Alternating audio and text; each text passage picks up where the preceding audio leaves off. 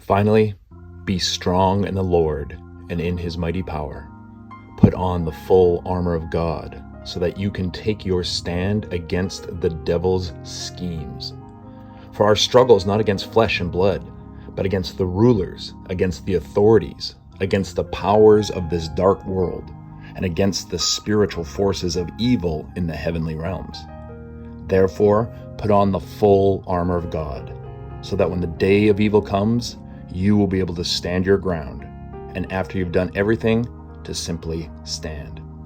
So stand firm then, with the belt of truth buckled around your waist.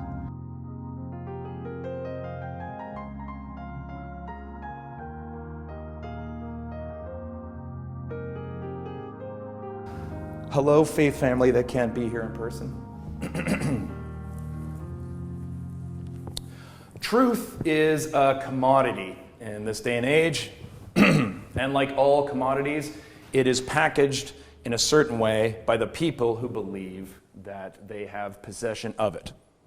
One of the first things we must be wary of in this day and age is be wary of anyone, myself included, who says they have the truth. If we have learned anything from this crazy world we've been in for the past, year and a half, a little bit more than a year and a half, is that the truth has been commodified, the truth has been weaponized, the truth has been used to spread disinformation, division, anxiety, fear. This has been the world beyond COVID, but also the world of how do we interpret the world of COVID. And the truth has not been forthcoming. I would like to say our brothers and sisters in the faith have been bastions of rational thinking and compassionate action. But sadly, as a historian, I can say this too, that has not always been the case. So how are Christians supposed to go forward in this very complex time? How are we supposed to be agents or possessors of the truth? Because as Paul says there, the truth is the belt upon which everything a soldier needs hangs. This is the weapons the soldier is going to need, must hang there. It binds all the other armor together. It carries supplies. It is profoundly useful. The armor is incomplete, inadequate, dangerous without it. So what do we do? Well, as with most things, we start in a posture of humility, recognizing that truth as a concept is past even our great intellects. So we approach truth like we should approach everything else, with humility, vulnerability, a willingness to accept the fact that we may not know the whole picture. By way of examples, how many have heard blood is thicker than water? You know that saying? Anybody want to shout out what just very quickly, what does blood is thicker than water mean? Family. Yeah, family is the most important thing. The full saying, the blood of the covenant is thicker than the water of the womb. The meaning of that is that the bonds you form out of choice, out of relationship, can be more powerful than even family. The saying itself means the exact opposite of what it has come to mean. The blood of the covenant, also from a spiritual perspective, covenant is a word that God uses when he's in relationship with us. A covenant is not a contract. A covenant is unbreakable.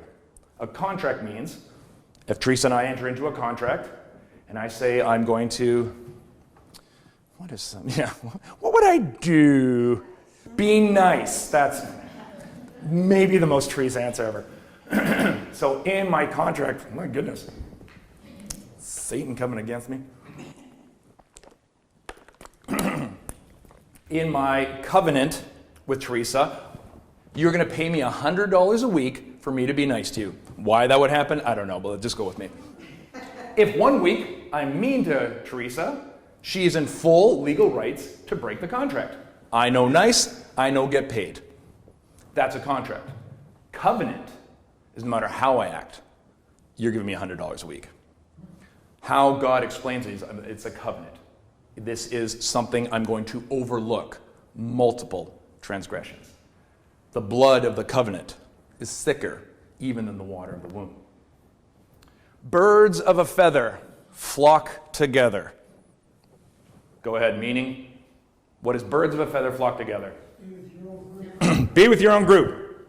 The full saying, birds of a feather flock together until the cat shows up.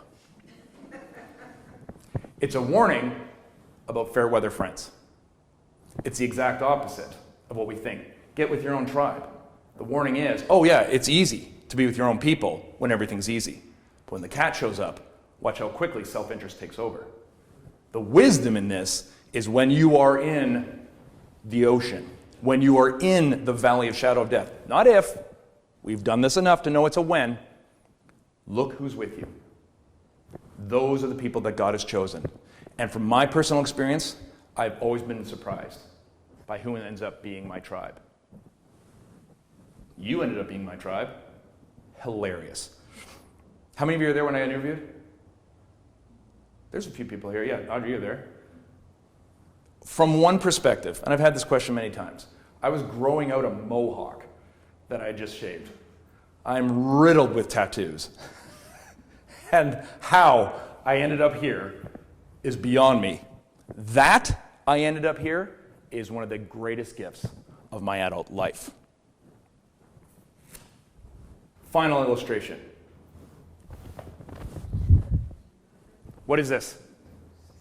6. What is this? 9. Right. Were I to plop this here, and one person to stand here, and one person to stand here, I'd be like, this is a 6. I'm unnecessarily picking on Teresa. I can't do it to Virginia. She's always being brave. Jim, welcome to church, buddy. Bam. Jim would be 100% right to say this is a 9. I would say I'm a 6. This is how debate and dialogue and discussion has seemed to go in our society recently. They would say perspective is everything. But I would argue perspective is arguably the least important thing. The part of any discussion most open to stumble us and to make us fall. Because, yeah, I'm looking at a 6. Jim's looking at a 9. But there's this thing called context. Context is king. And now I will pick on Stella. Stella, please turn to hymn 600. Come on. I got all day. That battery's fully charged. We will wait. What is hymn number 600? Oh, we just did that. See, this one can be your suggestion. Now, please turn to hymn number 900. And what is hymn number 900? 900. Interesting. So in this scenario, and I'm sorry to pitch you, maybe Jim's not right. There is a context. There's more. Perspective is not the thing. The way our culture, the way the internet, the way all this stuff is set up is that perspective is king. And I'd say perspective is a servant. Context is king. At the very least, if I wrote down 900, hymn number 900, Stella would call up, are you sure? Or what she just did, did you mean 90? Because there is no 900 in our Baptist hymnal. So at this point, Jim and I are not, it's his perspective. He's right from his perspective. But context shows that there needs to be more information. Truth in our culture is up for grabs by a variety of voices. Some of them ignorant, some of them vicious. Which is why we're in this Powerful God series. Which is why we're talking about the armor of God. And why Paul took this very well-known carnal uniform of an oppressed and possessed people. They knew what a soldier's uniform looked like, and it was a symbol of their own oppression. And he gave it, just like Christ does, amazing new spiritual significance to import how important the armor is. Context is everything.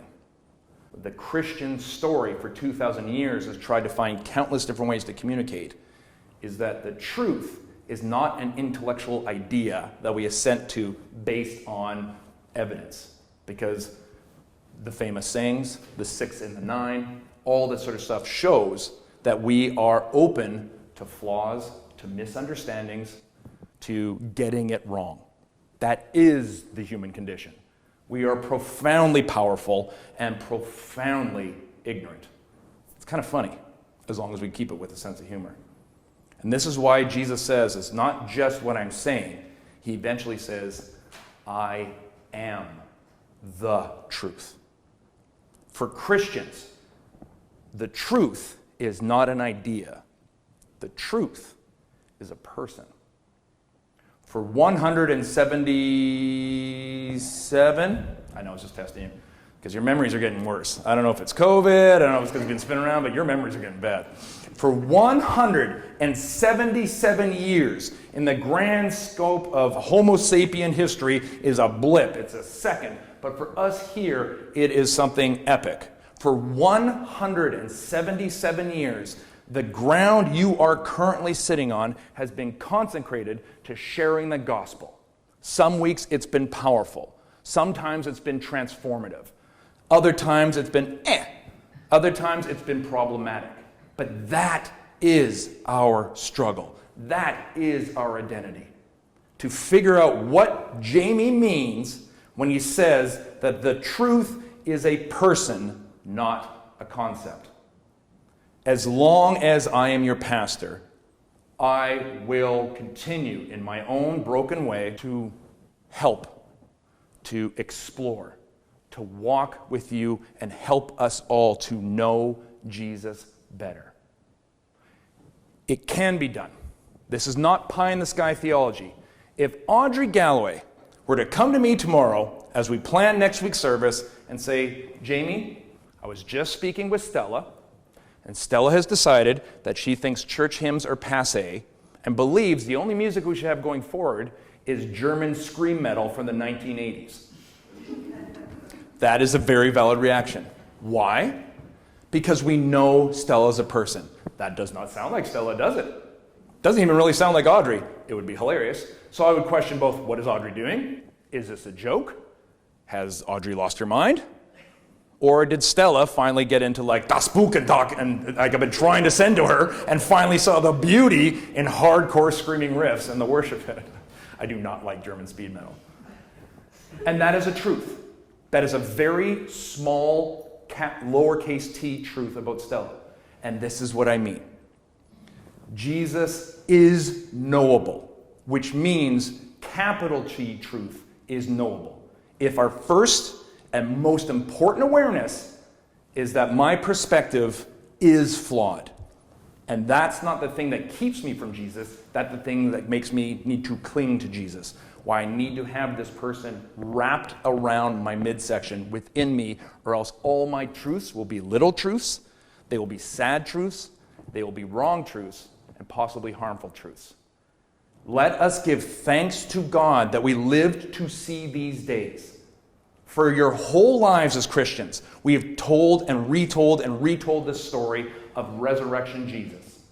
We have believed. Credit where credit is due. You have believed. You have been faithful. You have fumbled upwards, which is all anybody can expect for you. You are falling up the stairs. I know everybody in this room. I'm getting to know you too. I'm going to go out on a limb here and say you don't do everything perfectly. I've known everybody in this room, and you are a misfit collection of ne'er-do-wells and wonders. And I love you, and I could not be happier to be a pastor of this community. But at best, you fall up the stairs. Okay? Thanks be to God that you have been chosen, not spared, but chosen to live through the resurrection you've been talking about your whole life. We have lived through 19 months of death, of inability to gather, of floods, of isolation, of fear, anxiety, darkness, and all sorts of other stuff that I know about and we don't even need to share here. All sorts of deaths. And God has allowed you to keep breathing, to keep spinning around the sun long enough to say, now witness a resurrection. Mountsburg Baptist Church now gets to resurrect. So those boxes out there are, for me, spiritual. They're not just a mess. They're not just something we need to get through. It is a reminder that the story of resurrection, because we've heard it as a story, we think it went smoothly and wonderfully. After 3 days, then Jesus came back, and the world has been at peace ever since. Bull! Christians have contributed to the chaos and the darkness of the world. Because the resurrection was just as messy, just as unpredictable, just as not looked upon favorably as the one we're currently experiencing. And this is what I mean. Give thanks to God that you literally get to experience what these people you've been reading about your whole life went through. It's weird. It doesn't follow a straight line. It doesn't look like much. It looks like a scrap metal bin. It looks like boxes over there. It looks like rotting weird hands, because I'm actually allergic to dust. I found that out with the doctor thing. So I touched dust, a month ago, and I'm still reacting to it.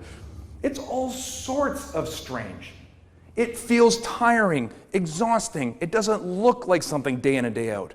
But I tell you, 50 years from now, when somebody else writes the history of this church, you know what this is going to be? Maybe a paragraph, and a glorious paragraph at that. It began with a flood. Scratch that. It began with a global pandemic. Then there was a flood. Then there was technology. Who even knows if that's working? Is that thing still running? Hey, cool. Maybe that'll work.